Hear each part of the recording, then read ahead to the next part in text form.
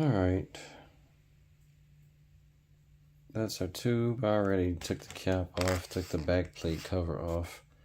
I guess I'll screw a needle on here for you. So, just got a piece of wire. And I'm gonna it comes out like a weird consistency that I've never seen. Like a smooth consistency, however, a color that I've never seen before in reference to flux. You can see it in the video. I'm gonna go ahead and fire up my little quick iron, I call it. Just a little thing that I can hook to a DeWalt battery. Give it a second to get up, and it's alright at 300. Alrighty. So I'm gonna. Yeah, it looks like it does what it does.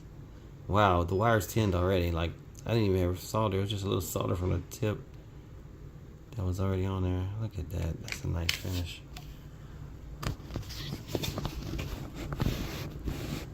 Sorry for the shakiness. Oh my goodness, this phone holder is not cooperating when I'm zoomed in. Let me get out some. There we go. Oh my goodness, get this manual from behind here. Ah, there we go. Will it work on that? I'm embarrassed. There we go. It will not focus on that.